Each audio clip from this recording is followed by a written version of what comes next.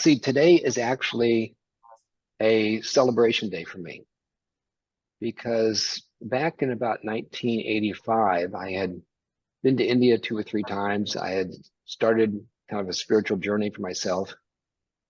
And in 85, I started writing my first book on corporate innovation and creativity, called The Creative Edge. I was the head of innovation management at Stanford Research Institute at the time. And I was already interested in how spirituality might play a role in this. And remember, the very last chapter of that book was called A Prophets and Prophets. And how do we start bringing those two worlds together?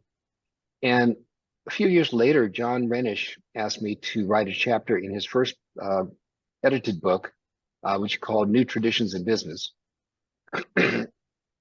Excuse me, I wrote a chapter on how to put spiritual values to work. In that, I mentioned Václav Havel, the first president of Czechoslovakia right after the Velvet Revolution, and then after that, for 10 years, the president of the Czech Republic. And he was my first role model of what it meant to be a spiritual-based leader. I'd like to read a couple of quotes because they also seem germane to me in the current 2025 that we live in. So, by the way, it was in 1968 that there was the first springtime in the Czech Republic, Czechoslovakia, but it still was repressed by the Soviets. And then in 1989 was the kind of velvet revolution in that area to nonviolently actually take back the whole republic. And Václav Havel during that time was actually spent even about 4 years in prison. But upon the completion in 1989 of that freedom, he wrote things like this, like, for example, in 1990. He says, the kind of hope I often think about, especially in situations that are particularly hopeless, such as prison, I understand above all as a state of mind, not a state of the world.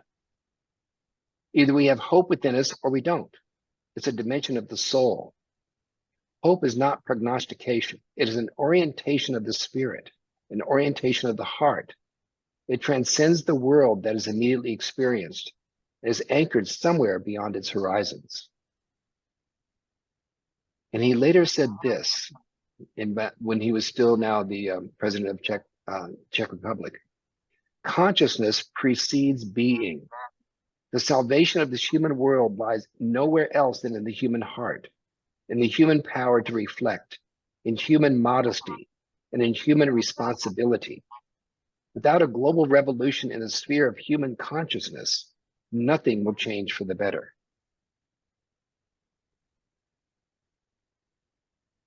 That's what helped me launch 40 years now of being inspired by spirituality in business and spirituality in leadership. And it's played, I'll call it the percussion and harmony line in my work all along, and the work that Deborah and I have done together. But today is the day where it starts becoming more the melody line. And I'm really happy to share this kind of moment with you. So, along the way, for example, Deborah and I was asked to do a audio program for Sounds True. And she and I wrote the script. I recorded The Art of Spiritual Leadership in Business in the year 2000. And we co-sponsored research with spiritual-based leaders throughout the world. We did articles for the Times of India for 4 years on this, and so on. So it's been a growing momentum. And this is kind of the month where this is starting to come out, where I can bring it out in the foreground. So with that, I'm going to share some slides with you about this, because I know for myself, I'm more a visual learner than I am an auditory learner.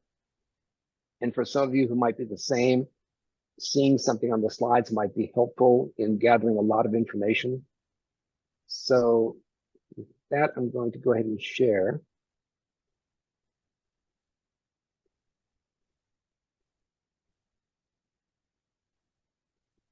Okay.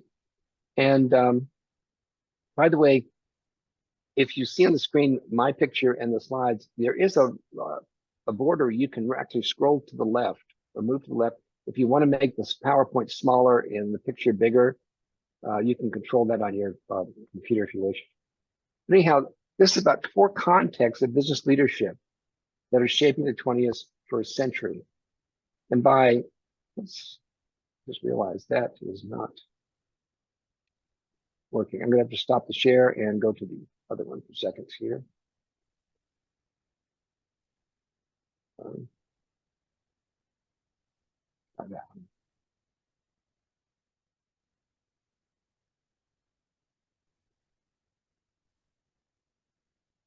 Okay, there we go. So over the last 150 years, I'd say 4 distinct contexts or paradigms have emerged in business leadership, which I'll trace down with you, which we've called rationalistic, humanistic, holistic, and spiritual based. A context is an interrelated condition in which something exists or occurs as an environment or coherence. Paradigm, if you like to use that term instead, is like a philosophical or theoretical framework of any kind. And so we're looking at 4 different fundamental ways that we might view the nature of business, and therefore 4 fundamental ways we view the nature of business leadership itself. And we're going to explore this through the viewpoints of the writers in physics, psychology, and business in the same period of time. And notice how the context that business is working in, or the paradigm, is being shaped from multiple energies, multiple viewpoints that are all reflections of a particular context. And they emerge as nested, not exclusive. It's not like just you go from one and leave it behind and get to another, and then leave that behind and get to another. They really grow out of each other. We'll show how that happens. And they currently all 4 coexist today, sometimes not very peacefully in today's business world. In presenting this elsewhere in conferences, the conversation has grown to where, well, that explains the subtitle conversations in boardrooms sometimes about strategy, is that people are coming from very different worldviews about what is the nature of business, what are we here about, what are we supposed to do as leaders. And also, even different leaders might operate from one or more different contexts like that. And as I go through them, I'd like you to just think about 2 things. One is what aspects of each context do you recognize in yourself as you go on? Because you may cherry pick. There's certain things out of each one that you've taken along in your own growth as a leader. But also, how is this model relevant to the guild members and to the guild's role in the world? To have this understanding as we talk about the joy and practice of leadership based in love, spirituality, and consciousness. How does this help enlighten some of that? So the first one we'll talk about is that of the rationalist thing. In physics, the influence of people like Sir Isaac Newton, they sense that there's a laws of gravity and motion, and basically the universe works as like a great mechanical clock. And this notion of the mechanistics of the universe, predictability, cause and effect, really spread. There are laws of physics and chemistry and biology that define the sense of clockwork, even down to the level of psychology, as we'll see. And you'll see, for example, Herbert Spencer, who was a compatriot with Darwin, who was the first to actually talk about survival of the fittest. But he wrote about that in a book called The Mechanism of Natural Selection, of how species might reproduce successfully. So you start seeing this mechanistic viewpoint coming around. And Sigmund Freud talked about almost a mechanistic aspect of how id, superego, and ego have to work together, especially refereed by the ego. But even more in our world, the behavior psychology from B.F. Skinner, which when I was a student at Stanford in the 60s, in the 60s, that was the nature of psychology. That's what you studied. And I remember the first class I took, the professor says, now, if you're in this in order to understand something about how to have a better relationship over your dinner with your friends and your spouse, that's what we don't do here. What we do here is talk about studies with rats, monkeys, and college freshmen. And how do we control their behavior? Now, Frederick Taylor was the primary management influencer or leadership influencer. He said things in 1911, Scientific management consists in knowing exactly what you want men to do and in seeing that they do it in the best and cheapest way. In the past, man has been first, but in the future, the system must be first. So you see that this leadership was, first of all, you're going to manage people as if they're parts of the machine. And that, for example, if a person is not doing the work, you replace that part. You get a new part to stick into the machine. You employ a sense of command, convince, and control as your leadership mechanism. And carrot and stickers are your rewards. You can see how this starts to add up to a whole mentality of what business is about. The goal of it is wealth creation, which is profit maximization on behalf of the business owners. It's a game of survival of the fittest, a win-lose game. Business is warfare. And again, you look at internal competition, people would pit one division against another to see who could win the battle internally and single out parts that might need replacing. So in that whole way of running a business, which we still see today in many quarters, there is a wisdom to this context. One is, can we honor the experience of those who have paved the way before us? Where there's an inheritance here, and also using resources efficiently. But the two limitations are discounting the capability and motivation of man to do good and be good, to be self-motivated, to be self-actualizing. It's not there. They are almost like they are the talking about I, thou, and I, it relationship. This is an I, it relationship at its foremost. There's also believing that life and people could and should be used and controlled for achieving one's own self-centered goals. This is the way that unions rose up against that, for example. So on, but you get to see how this was from the late 1800s, the mid 1900s, this was the predominant way that people thought about the way business was about. If we move on from there to the humanistic context, okay, this evolved out of it. In a sense, what we'll see is that the humanistic context was the solution to those two key limitations of the rationalists. How do we bring the sense of motivation of man to do good and be good? And how do we go beyond just using people? So now we move into physics, first of all. In the early 1900s, Einstein came up with relativity, where in some mysterious way, time slows down as you get close to the speed of light, dimensions shorten, mass increases exponentially. So the whole notion of things are relative to each other. And that what Einstein was showing is actually that the physics of Newton was true only if you were at slow enough speeds.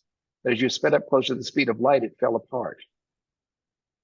And Werner Heisenberg said in a book called Physics and Philosophy, it takes up to 50 years before the physicist's view of nature of the universe makes its way into society's consciousness. So this was the beginning for Einstein in the 1900s of a different shift of consciousness from the physical point of view. And it started showing up in the 1950s. And like Abraham Maslow in the 40s to 60s, the hierarchy of needs, basic need for self-actualization, expressing full potential. Carl Rogers with client-centered therapy and the whole humanistic psychology movement. In the 50s and 60s, Nietzsche, Camus, Sartre became widely popular. But the notion there was that each person was thrown into this world with the freedom to make up their own personal meaning. And truth and values were all relative to what's your personal way of making sense out of this world. So this was how psychology was reflecting this relativity. And then you started getting into the leadership. Now, Mary Parker Follett was actually a precursor to this. She was not well recognized in her time, but she was the one who would write a lot in the 20s even. Leadership is not defined by the exercise of power, but by the capacity to increase the sense of power among those who are led. Notice how that conflicts with scientific management. Deming, the whole sense that fear is the biggest obstacle to productivity. And he didn't call it total quality management. That came later. He called his system the system of profound knowledge. Joseph Fletcher called situational ethics, where moral decisions not on rigid rules or laws, but on unconditional love was his teaching. Blanchard and Hersey was situational leadership. Depending on the situation, here's how you would lead. You can start seeing the relativity and a balancing coming in. So the purpose of business here is win-win wealth creation, enlightened self-interest, where you start sharing the wealth more broadly, but still for those within the organization, like the employees, not just the shareholders, management, and so on. Signs of that humanistic leadership: people have unique talents, but you build jobs around that talent, not that you're trying to fit the talent into the job definition. Leadership is more consultative, even participative. Employees are even involved in their own performance appraisals.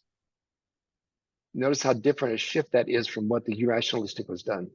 And Bill Hewlett and David Packard at HP really put this into writing very early in the 40s and late 40s and early 50s. One of their principles was in the HP way of the five. We have trust and respect for individuals. We approach each situation with the belief that people want to do a good job and will do so, given the proper tools and support. So with that, what you see is that the strength of the humanistic context, the wisdom, was recognizing the essential goodness and work ethic of people, providing opportunities for individuals to fulfill their potential. But there are still two key limitations that we saw. One is focusing on needs, where motivation is based on the gap between a desire versus present situation. How do you fill that gap? So motivation is based on what's missing, often fear-driven at that point, focusing on individual interests for win-win, but not including the broader interests of society and planet. So again, it's more individual self-actualization rather than self-actualization of the larger whole. So let me just stop there and just see if this is striking home for you. If I can just have anybody who'd like to share, what's your first take on seeing these unfold?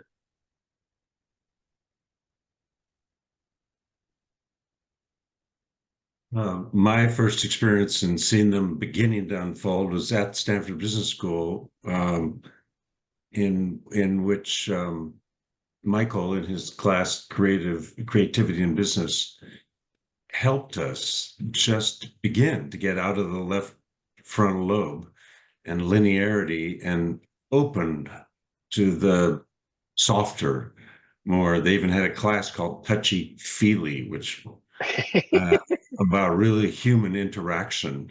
Mm-hmm. And it I was glad to experience those two courses, because for me the rest of it was far more linear and quantitative than met my interest. Mm-hmm. But it was only beginning, and that was in the late 70s. Mm-hmm. You know. Mm-hmm. Yep. Again, it often takes a good 50 years before something really starts sinking into the whole consciousness of that this is just the way things are. Good. Greg, how about you? From your look at leadership.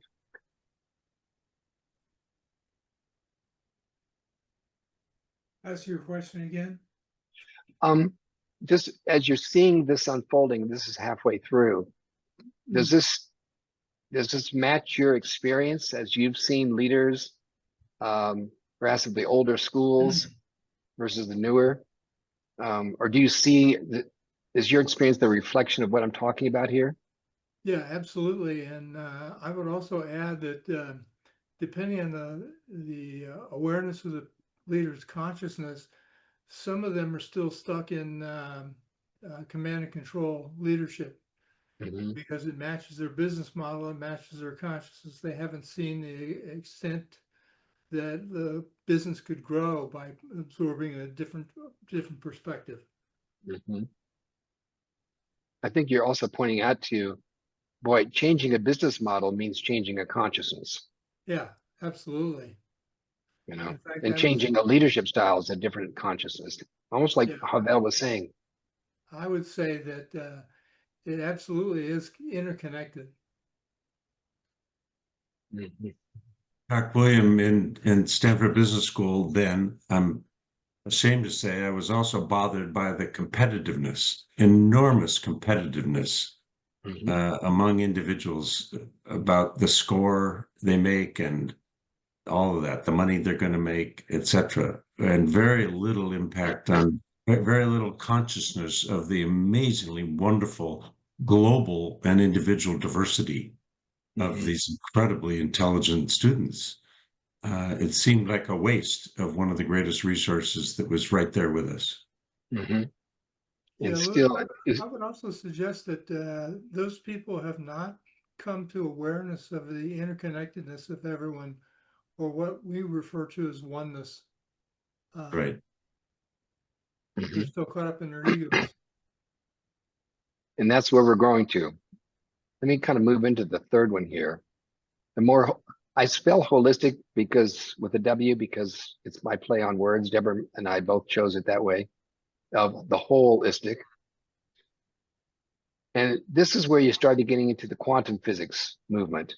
Niels Bohr, Werner Heisenberg, beyond relativity, where probability replaced certainty in our understanding of the matter of energy. Uncertainty and complexity are essential parts of the interconnectedness of all activity, so that even you as an observer changes the very thing you're observing. So now all of a sudden that interbeingness, that interconnectivity starts coming alive just from the physics point of view of the nature of the universe. And you start having some of the same things with like in psychology, like Carl Jung talked about the journey to wholeness, collective unconscious as an interconnected psychological field. The distinction between the self and the ego and the larger self. That larger self is not only the center, but also the whole circumference, which embraces conscious and unconscious. It's the center of this totality, he said. Stephen Covey elevated situational values to universal principles. So again, leaving behind some of the relativity or going beyond it. Principles as natural norms and laws across all systems, and so on. You start getting to leadership influencers like Jay Forrester in System Dynamics, Robert Greenleaf in Servant Leadership, Peter Senge with Fifth Discipline and the Knowledge Intensive Learning Organization. The Great Places to Work, in which the assessment of a great place to work was not done from a management's point of view. It was done only by employees filling out the surveys. And the criteria were credibility and trustworthiness that exist here. Was there respect? Was there fairness? Was there meaningful work? And was there a sense of community? So now we have a completely different focus about what a great place to work might look like. And so the purpose of business evolved beyond wealth creation for the benefit of shareholders to that of all stakeholders. And by the way, you notice the Business Roundtable finally shifted its definition of the purpose of business to match closer to this. I think it was around 2015, where they finally said the purpose of business is to look after the well-being of all its important stakeholders, which included employees, community, society, the environment. And you know, whether or not that's been built into business schools yet, who knows? But that just shows this is where that principle has started to take shape again. New trends of corporate social responsibility, sustainability, socially responsible investing.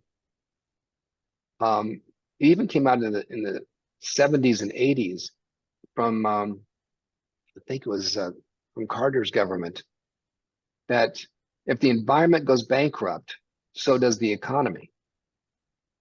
Kind of a radical statement for it compared to the earlier days. You get the Global Reporting Initiative for the triple bottom line. Organization as a complex ecosystem, not a machine, and so on. So we can see that this is a third level of consciousness, third state. And its wisdom to us is recognizing the interconnectivity of people, nature, and business, emphasizing the holistic nature of values and principles from which to operate. But the two limitations Deborah and I saw was the basic motivation was self-focused achievement, even though it might benefit from a larger whole. It's like, how can we benefit ourselves and do the other? But it was also more, we'd call it more horizontal. How do we make this world work better?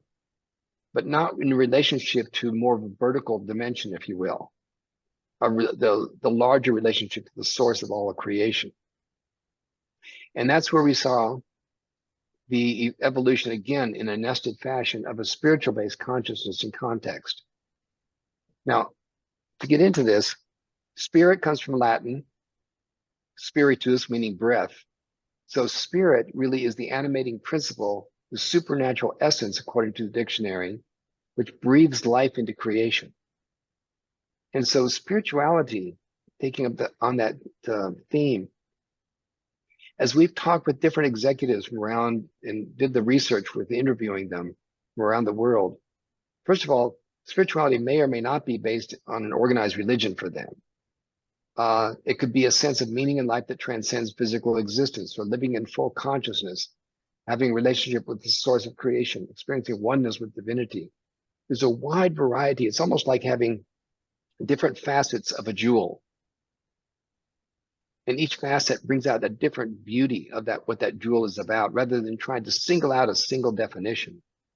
And just for example, two of the people we interviewed, one was Ricardo Levy, founder of Catalytica, a major corporation here in the USA. When asked about what is spirituality for him, he said, I find it difficult to communicate the full meaning of spirituality. It's a concept that whose very articulation seems to miss the point. I find that for me, spirituality is a deep connection with a force greater than myself. It's a very individual lived experience, expressed often and best through love and compassion. Jeannie Swebb, who was one of my favorite clients at Motorola, who started out as a worker on the night shift assembly line and rose to run billion-dollar businesses and be in charge of all the licensing of their intellectual property for Motorola.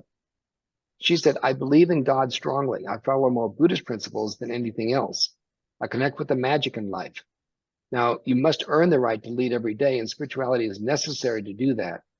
It gives you immense courage, but also embrace your own humanness and imperfections. So these are just a couple of nuances about how leaders might express that in their own particular work and business. Now, from physics, this is where you're getting into a different level of conversation with physics. Max Planck said, I regard consciousness as fundamental. I regard matter as derivative from consciousness. We cannot get behind consciousness. We can't see consciousness and understand it as if we can get behind it. But consciousness is fundamental. Matter is derivative from that. Schrödinger, consciousness cannot be accounted for in physical terms, for consciousness is absolutely fundamental. Eugene Wigner, it was not possible to formulate the laws of quantum mechanics in a fully consistent way without reference to consciousness. So now we're bringing in something way beyond the mechanistic view that we started with. In the I'll call it metaphysics rather than psychology at this point. You have people like Teilhard de Chardin, the Jesuit priest and paleontologist, where he saw consciousness in each of us is evolution looking at itself and reflecting upon itself. Ken Wilber, psychology without spirituality is arid and ultimately meaningless, while spirituality without psychology is often illusory and escapist. Gene Houston, we're in the midst of a great, deep, and global awakening to the vast potential of the human spirit. Cynthia Bourgeault, called to a new level of consciousness, one in which the heart becomes the organ of spiritual perception. In Eckhart Tolle, awareness is the greater agent for change. So we're getting a whole different psychology, even Jung and Abraham Maslow and so on. Leadership influencers like Robert Greenleaf, Otto Scharmer with Theory U, Meg Wheatley about spiritual warriors, Peter Russell. Peter Russell's interesting because he's got a strong foot in the systems views of the holistic and the spiritual views at the same time. He's a kind of a bridge person for us. But now the purpose of business, and this is kind of the articulation that Deborah and I were able to put to it, and it certainly can evolve from here. But first of all, in the rationalist, humanistic, and holistic context, if life were a pie, spirituality would be one slice of that pie. In the spiritual context, spirituality is the pie itself. So from that, leadership is just an expression of personality, not a particular aspect of one's life. The ultimate purpose of business is service to society and promoting the spiritual fulfillment of everyone touched by the business. Wealth creation is a means for enabling this larger purpose. The most intrinsic motivation is to fulfill our essential nature and purpose, not to fill an ever-present set of need-based desires. In a sense, taking us beyond our ego wants and wishes and trying to manipulate the world to give us those, but going to what's more our essential nature of self and what's that purpose like. And leading employees means evoking each person's sense of that kind of purpose. And so if we summarize, what's the wisdom of all four contexts? You know, the rationalist brings honoring the experience of predecessors and using resources effectively and efficiently. The humanistic is recognizing the goodness and work ethic of people, giving people the chance to fulfill their potential. Holistic is recognizing the interconnectivity of society, nature, and business, and operating creatively and harmoniously from the spirit of unity. And basing motivation from spiritual on fulfillment of one's higher spiritual purpose, focusing on both transcendent and immanent goals at the same time.